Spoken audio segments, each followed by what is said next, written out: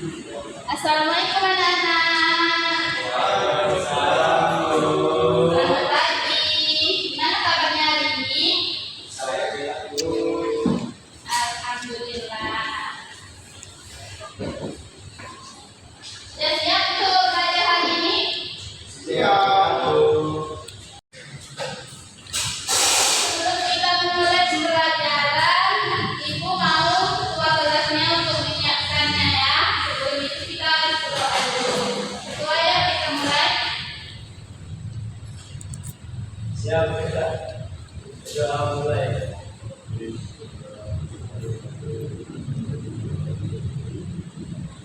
Doa selesai. Beri salam kepada Ibu. Assalamualaikum warahmatullahi wabarakatuh. Waalaikumsalam warahmatullahi wabarakatuh. Absennya seperti satu. Gambar Widodo. Hadir Bu. Hadir. Ian. Ibu. Dirgantara. Ibu. Anissa. Izin Bu. Anissa Lutfia. Izin Bu. Kenapa gak ada banyak izinnya hari ini? Laini Sabrina. Apa Bu? Nur Asih Putri. Apa Bu? Rata-rata hadir. Muhammad Iskor. Apa terakhir Bu?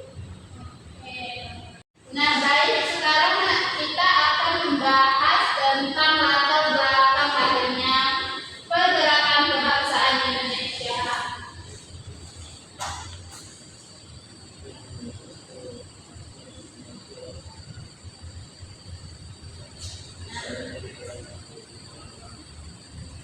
Nah, apakah Anda tahu latar belakang lahir pergerakan kebangsaan Indonesia? Gimana anak-anak sekalian? Ada yang tahu? Tidak. Kalau tidak ada yang tahu, Ibu akan membahaskannya sedikit. Nah, jadi lahirnya pergerakan kebangsaan Indonesia itu pada awal abad berapa? Ya, pada awal abad ke-20. Nah, jadi ada beberapa faktor penting yang mendorong rakyat mulai bangkit dari menyadari bahwa mereka harus berjuang bersama untuk melepaskan diri dari penjajahannya. Nah, selanjutnya ada yang pertama itu pada masa kolonial Belanda. Selanjutnya pada masa kolonial Belanda, rakyat mengalami banyak penindasan atau ketidakadilan. Kehidupan ekonomi sangat sulit, pajak tinggi, dan tenaga rakyat diperas melalui sistem kerja paksa. Nah, jadi bagaimana kondisi masyarakat pada saat itu? Apa yang mereka alami? Apakah anak-anak tahu? Tidak. Mereka masyarakat mulai merasa perlu memperjuangkan nasibnya sendiri. Selanjutnya yaitu munculnya politik etis. Apakah kalian tahu politik etis itu apa? Ya, benar, politik balas budi yang membuka pendidikan bagi pribumi membawa perubahan besar dari sinilah lahir kaum terpelajar, yaitu para guru, dokter, pegawai, mahasiswa yang mulai memiliki wawasan yang lebih luas lagi. Nah, selanjutnya ada juga pengaruh dari peristiwa internasional. Contohnya kemenangan Jepang atas Rusia pada tahun 1905. Yang selanjutnya yaitu ada berkembangnya media massa.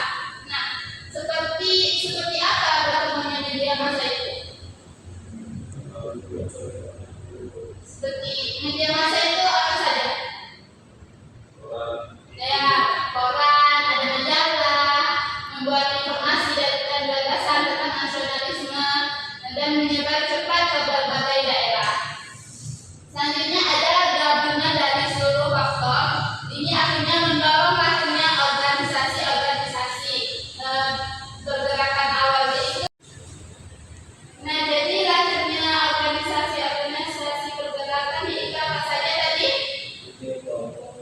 Ya, Budi Utomo, terus selanjutnya Syarikat Islam, terus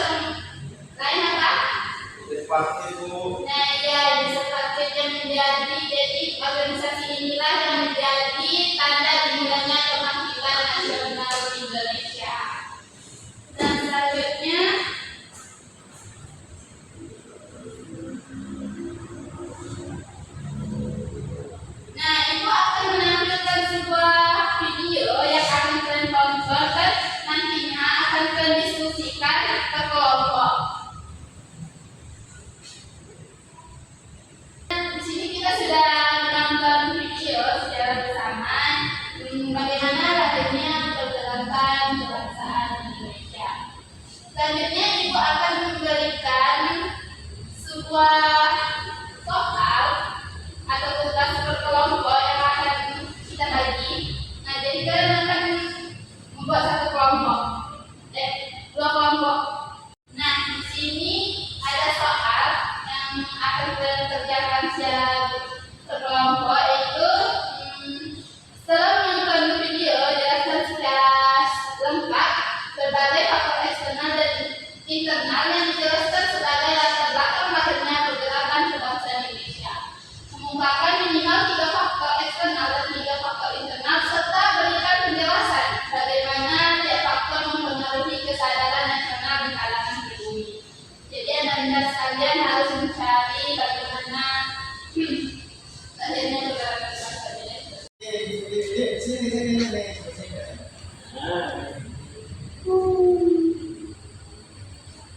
Berapa lama? Sudah anak-anak? Sudah pada selesai? Nah, baik.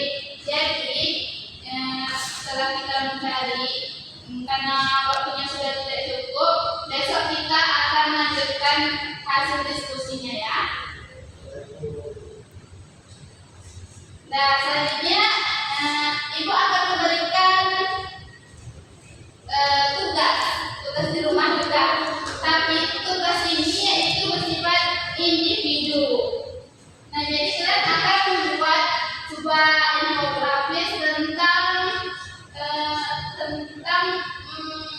dua faktor ini. Oke, anak-anak? Oke.